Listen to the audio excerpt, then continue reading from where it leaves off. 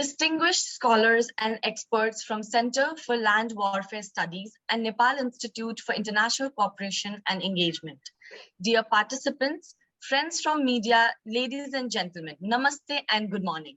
I, Mubiana Adhikari, researcher from NICE, extend warm welcome to all our special guests from Nepal and India to the third CLAWS-NIICE annual dialogue on bonds that bind, cultural, physical, and economical connectivity between India and Nepal.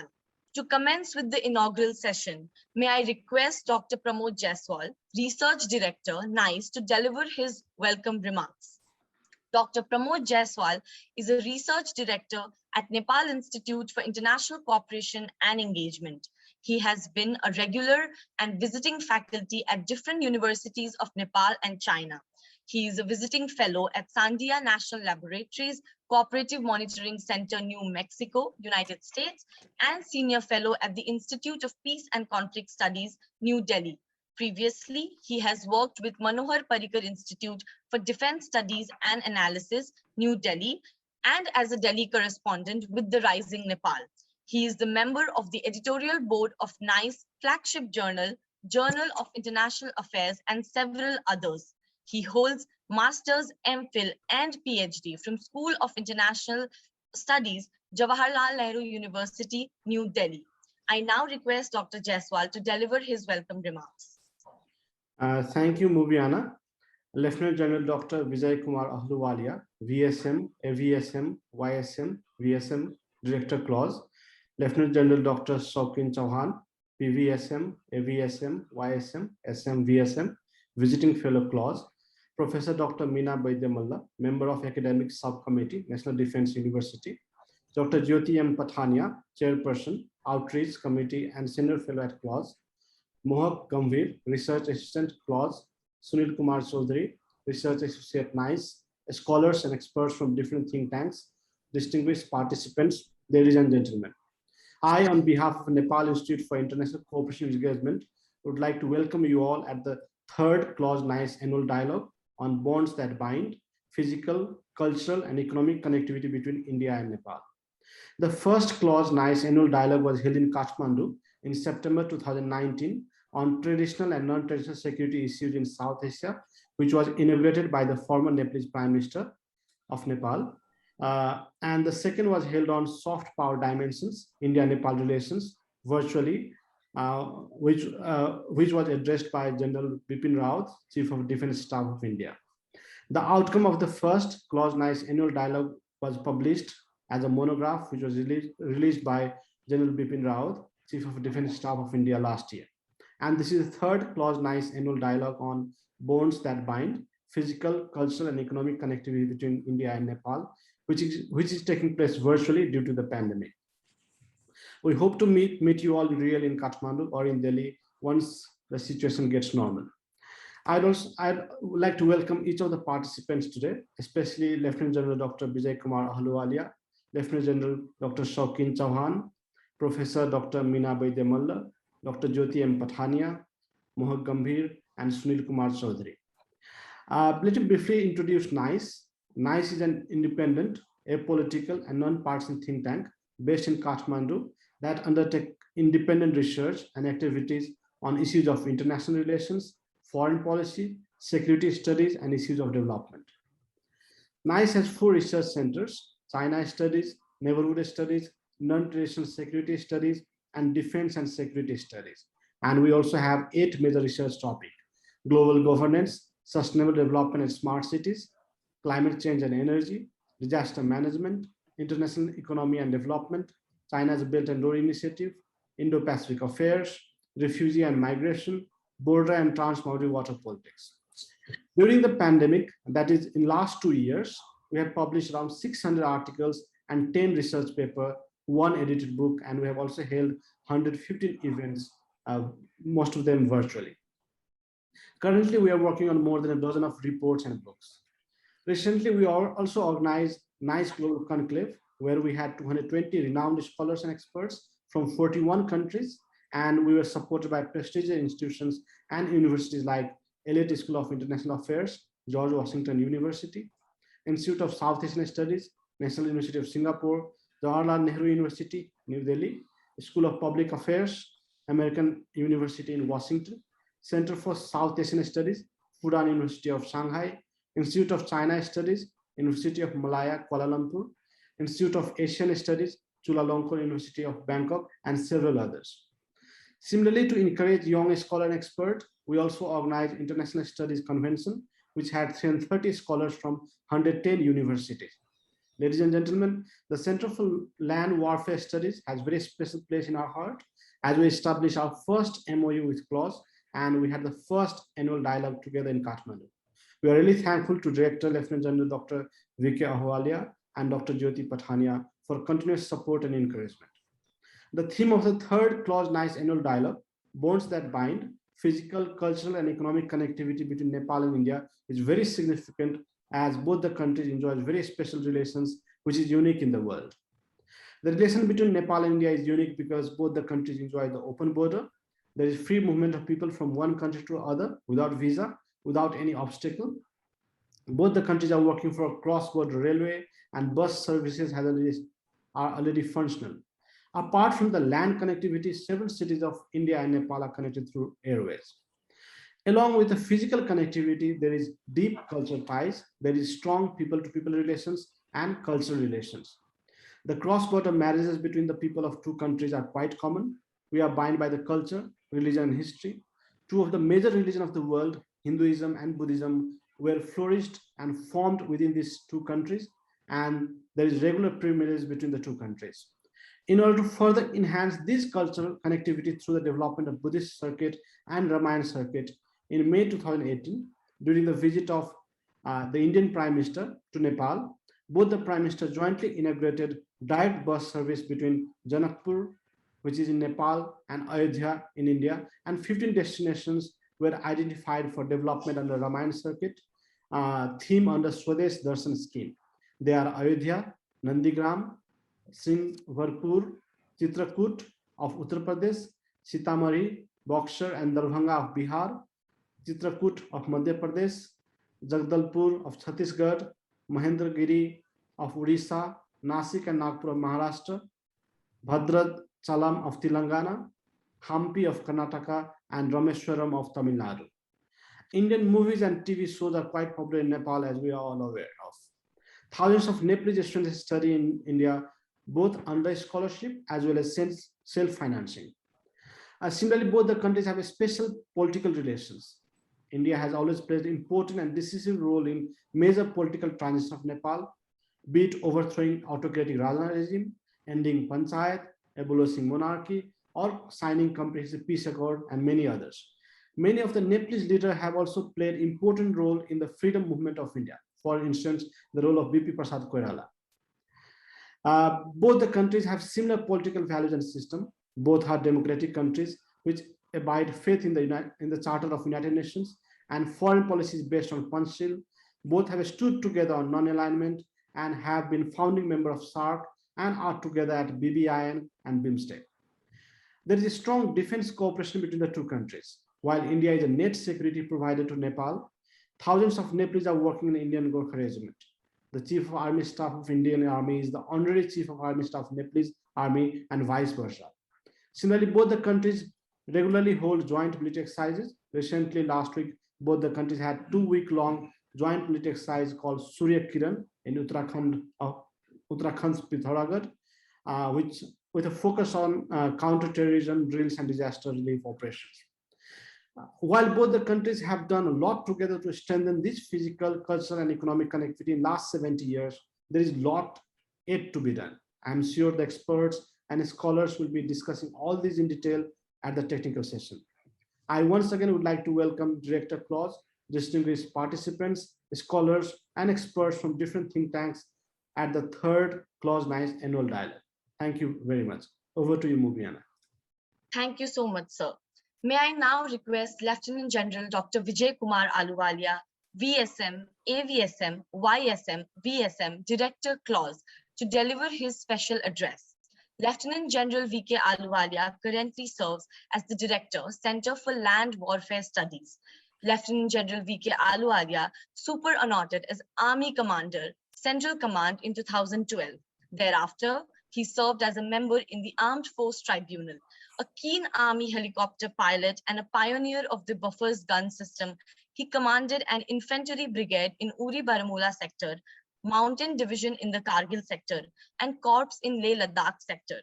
Highly decorated, he was the first Indian brigadier to attend the National Defense Course at Dhaka.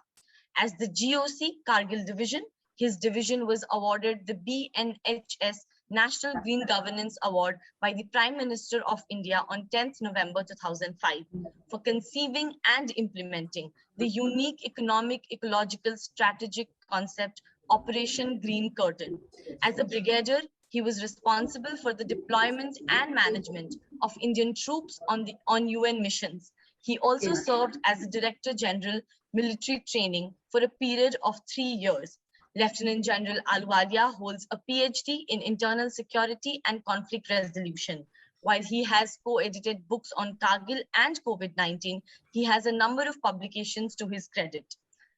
I would request Lieutenant General Dr. Vijay Kumar to please come deliver his special address now. Thank you so very much for the introduction. And also, good morning to everyone, both in India and Nepal. At the outset, I would like to thank Dr. Pramod Jaiswal, the Research Director at NIICE in Nepal, and the NIICE fraternity, as also Dr. Jyoti Pathania and her team, who have put this dialogue together. This is the third in the series. I must compliment both of them for the wonderful, positive, vibrant theme that they have selected for all the three dialogue that we have had so far. Be it the traditional and non-traditional security issues in South Asia, or the soft power dimension in the second dialogue, and now bond that binds. We're talking about physical, cultural, and economic connectivity. Let me first of all say that Nepal is a very important immediate neighbor of India. We have a special relationship. Dr. Pramod Jaiswal did make a mention about the open borders that we have, which provide people-to-people connectivity at all levels. Along with that, I would like to make a mention that we actually have civilizational, historical, religious, cultural, military, as also family ties across the borders. Now, let me say that from the military perspective, we have as many as 32,000 Gorkha soldiers serving with the Indian Army. Gorkha regiments in our country are raised partly from the hill districts of Nepal, and that we have as many as 1,25,000 military and civilian pensioners in Nepal. Why I'm telling you this is that we actually have a connection, a deep connection with Nepal all along. In my own regiment, I had 2 officers from Nepal. Their roots were all in Nepal, but at no stage shall I say that we, throughout our tenure that we served together, did we ever feel like they belonged to another country. They were professionally competent, extremely good in sports. They took part in all activities that the regiment hosted. Not coming up? And hosted, and I found that their children studied there, they got married in India, they're settled in India, and they're working in India. Therefore, there is just, I found that even today, they must be visiting their roots in Nepal, but they're fully settled in India. What I'm going to do now, very briefly, is I'm going to talk a little bit about South Asia, and then I should talk about Nepal. I interject in between. South Asia is one of the most volatile and unstable regions of the world. And why I'm saying this? Because by some global rankings, we find that these regions have been ranked rather low in the peacefulness index. One of the reasons is that it is because of the historical legacy of boundary cum territorial dispute that India has with Pakistan, India has with China. And that is one of the reasons, along with the proxy war, cum state-sponsored terrorism, we find that the region actually has had conflicts. And when you have conflicts in a region, it affects the economic growth and development of each country, as also of the region as a whole. Now, let me just give you a perspective, particularly about the security environment. Why I'm saying this is because security environment is directly linked with economic growth and development of a country. Let me just say that according to the Institute of Economics for Peace, a Sydney-based organization which conducts peacefulness of the regions and the countries, they brought out that South Asia as a region is the second least peaceful region of the world, second only to Middle East and North Africa. This is out of the 9 regions that they have actually ranked. When you look at the countries per se, my personal thought is that South Asian countries, by and large, fare very poorly on the ranking. Why am I saying that? Out of 163 countries that have been evaluated by the Institute for Economics for Peace, we find that Afghanistan is 163rd least peaceful. Pakistan is 150th. India is 135th. And I'm surprised that Nepal has relegated itself from 73rd least peaceful to 82nd least peaceful in the ranking given in 2021. And similarly, I would say is Bangladesh 91, Sri Lanka is 95. The most peaceful country in our region actually is Bhutan, which ranks 22nd. Along with this, a very important aspect is the economic cost of violence. Now, that's a very important portion because that actually gives a percentage of GDP being utilized for preventing and containing violence, the direct and indirect effects of the violence that takes place in a country. Afghanistan spent 51% of the GDP according to the IEP. Pakistan spent 8% of the GDP. India spends 5%. And I do not know how many of you can guess how much Nepal spent for a small country like Nepal. Nepal spends 5% of the GDP for containing and preventing violence.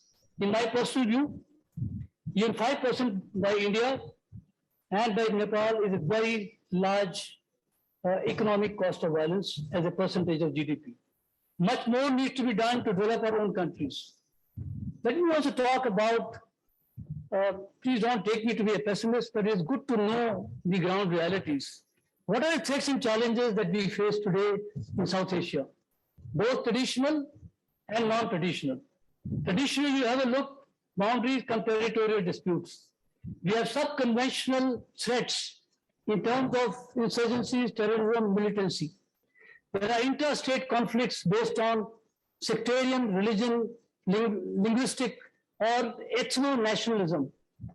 Then we have transnational threats, which are based on human trafficking, narcotics smuggling, fake currencies, as also money laundering.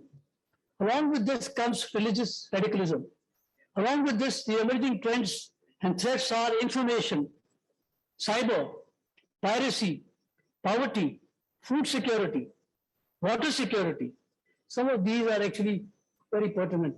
We should not also miss out that South Asia is perhaps one of the most prone region in disaster and also environmental degradation.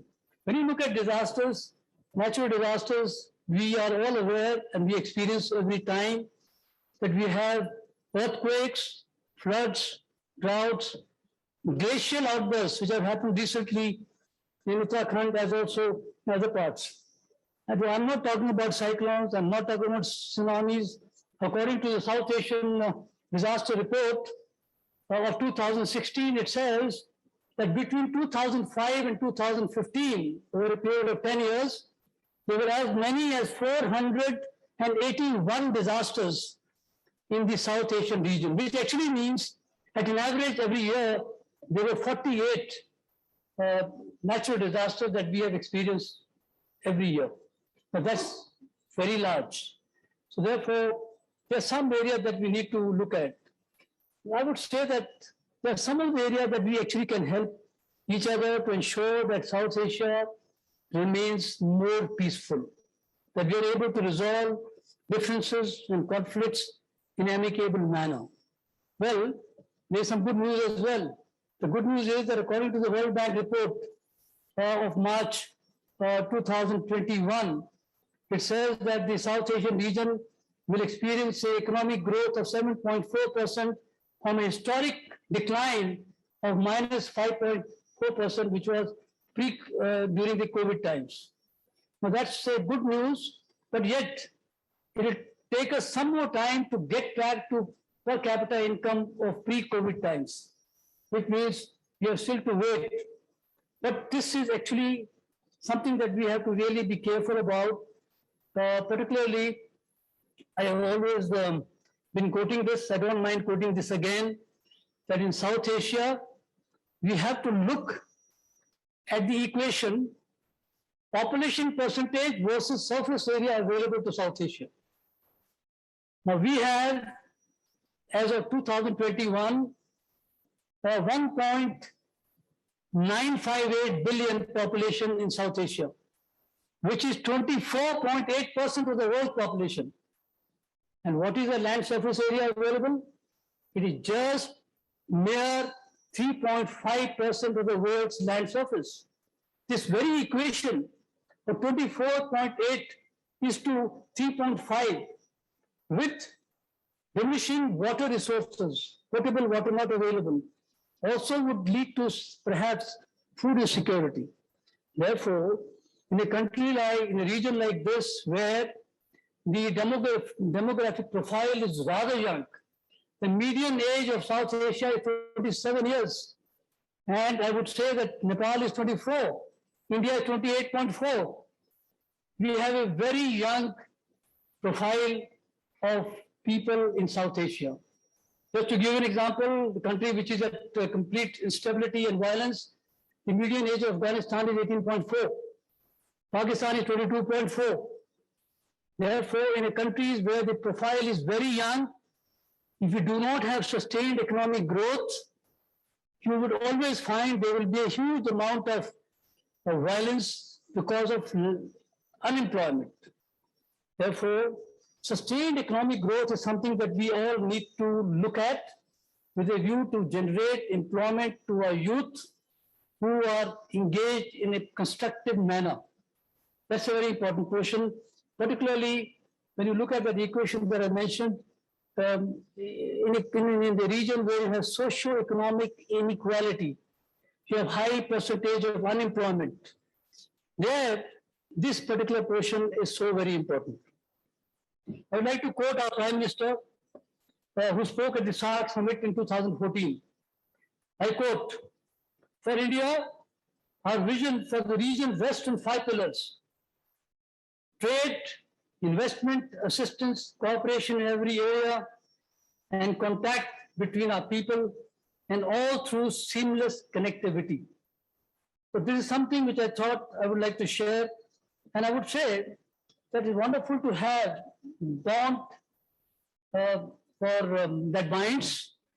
But I would like to say that besides those 3 which have been given in the concept note, I would actually say that we need to look at multiple connectivity domains. Because in my view, connectivity is the mother of development, prosperity, and economic integration. Unfortunately, despite all the civilizational, historical, geographic, cultural linkages that we enjoy in South Asia as a region is the least economically integrated region of the world. If you look at the percentage of trade of South Asia, we do only 5% of our trade within South Asia of the total trade. Therefore, I would suggest that we need to look at multiple connectivity domains, like what? Regional, which actually Dr. Jaiswal also mentioned, land, air, wherever feasible, inlet water transport. And also I read a wonderful quote which said, Sagar Mata Mount Everest to Sagar to Indian Ocean. If that can actually happen, that's the best thing to ensure that we get integrated fully with Nepal. So one, regional. Second would be information, communication, technology, connectivity. Third, I would put it economic connectivity, which is actually given out.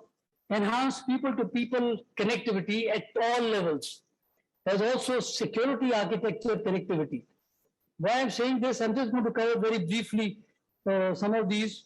When I talk about digital connectivity, India is a hub and a center of excellence of information technology and digital connectivity. Even we have to go a long way to connect our rural areas. Digital connectivity provides a bridge between the urban and the rural areas.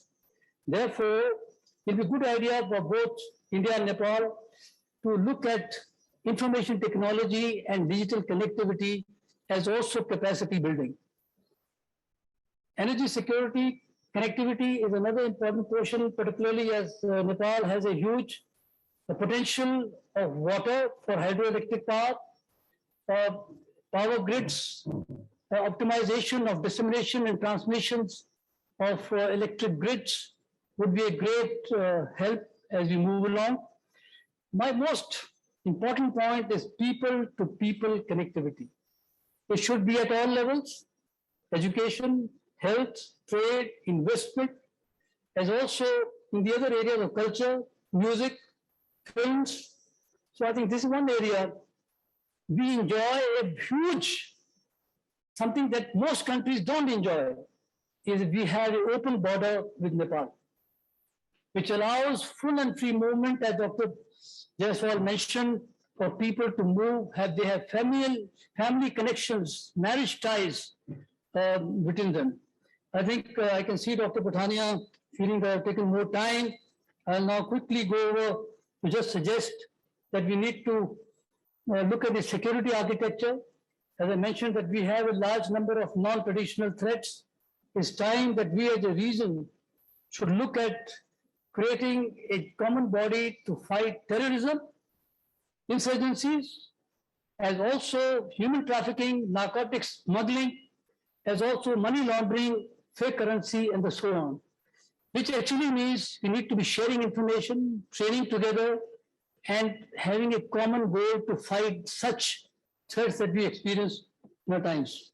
I also want to make a mention, I will not speak about environmental security, but needless to say that South Asia is most affected by environment, and that we need to ensure that we have controlled industrialization, controlled urbanization, and economic activity. That's how maybe we will be able to take care of climate change, global warming, and gas house emissions. Now, specifically, I must say that we actually have looked at integrated checkpost at Birganj and Viratnagar, as also Nepalganj was made functional very recently. We are still looking at the fourth one to come up, which is at Bhairava. But also, I do know that we are looking at fructification of the cultural heritage projects in Nepal, Pashupatinath riverfront development, and Bhadrakhal garden restoration in Patan Darbar. I would like to make a mention that I did read somewhere that there has been an MOU to have electric train running from Raxaul to Kathmandu. I only wish that we do not have this good themes. These themes must translate into implementation on the ground. Only then would we find that we actually are integrating with the region. And I would say that in the end, I want to say that there is the multilateral forums, whether it is the BBIN or the BIMSTEC or the SAARC. I think all of us together need to give a push to these organizations to be fully functional, which actually are not, in my view. A point about the border dispute, India has been, I must say, proactive in ensuring that we have resolved our land boundary disputes with Bangladesh, maritime dispute also with Bangladesh. Similarly, I'm sure the small aspect that we talk about, the border dispute in Kalapani, Olympia Dhura, and the Lipu Lake, I'm sure is something that we can have a dialogue, and this can be worked out as a part of a negotiation. And they are not very major issues that cannot be discussed.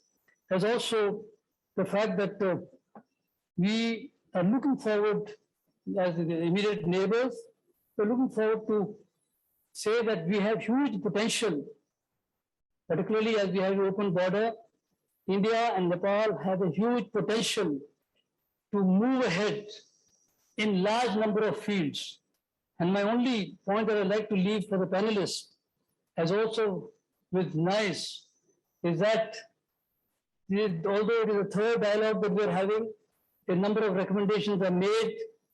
The good part would be when we start implementing these on the ground.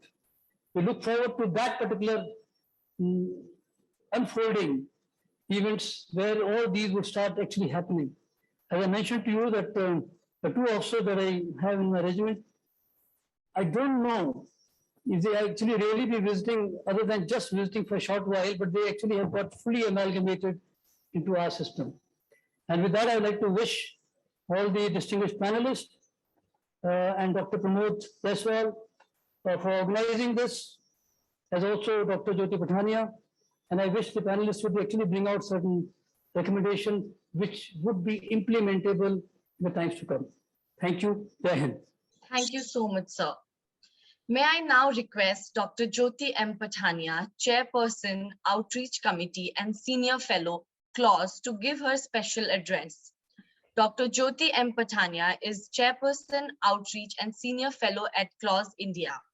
Graduated in Political Science Honours from Lady Shri Ram College, New Delhi, a topper from Delhi University, she obtained her MA and MPhil degree in International Politics from Jawaharlal Nehru University and was selected to go on a scholarship to the European Peace University in Austria, Spain and Ireland, where she pursued an advanced master's degree in Peace and Conflict Studies. She has earned her PhD in Political Science and has 23 years of teaching and research experience in various universities in India and abroad. Recipient of Professor Randhir Singh Award, Professor N.N. Agrawal Memorial Award, and also awarded by the COAS for excellence in research. She is an esteemed member of the NTS Consortium at Rajaratnam School of International Studies, NTU, Singapore. She has authored books and written articles on various newspapers and journals. Her areas of specialization are conflict resolution and peace studies, non-traditional security issues, women's studies, international politics, and South Asia. Over to you, ma'am. Thank you. Thank you so much for those kind words. At the outset, I would, just flag some issues with vis-a-vis Nepal and India. Firstly, I humbly state that I'm really delighted to be part of the third CLAWS-NIICE annual dialogue, a dialogue which started in 2019, where the team from CLAWS went to Kathmandu, and I think the continuum in the relationship is what we see today as the third annual dialogue with jointly with CLAWS and NIICE. India-Nepal relations, of course, the bonds that bind both the countries are innumerable, be it physical, cultural, economic, and rightly so, like my director pointed out, infrastructural development. That should be the core of relation between India and Nepal. The bilateral relations between the two countries have age-old connections, history, be it historical connections, civilizational connections, tradition, religion. But these all relations are close, comprehensive, multidimensional, and they are more pronounced in political, cultural, religious, and economic engagements. Of course, it started on 17th June, 1947, our bilateral diplomatic relations. The unwavering commitment to the principles of peaceful existence, sovereign equality, and understanding of each other's aspirations. And I want to stress on this, understanding each other's aspirations and sensitivities has been and should be the firm foundation on which our bilateral relations have been growing and should grow further. To foster the cordial and friendly ties with its neighboring countries, that is Nepal, should also be reflected in its long-standing position of not allowing its territory, not allowing Nepal's territory to be misused by any elements inimical to India. The open borders, or as I called, frontiers without restrictions, it has greatly facilitated free movement of our people in each other's territory and has enhanced interactions. To be precise, Nepal shares 1,850 kilometers in east, south, and west with 5 Indian states: Sikkim, West Bengal, Uttar Pradesh, Bihar, and Uttarakhand. 600,000 Indian diaspora living, domiciled in Nepal. They are adding to the growth, potential, and progress of Nepal. But with the dynamic and interest-based regional politics at play, in South Asia in particular, one must reassess its actual significance of cultural ties in the present times. The political relations, in a sense, are more than sum of mere treaties, engagements, and so on and so forth. The frequent high-level visits between India and Nepal is something which, again, is a continuum and which should always be on.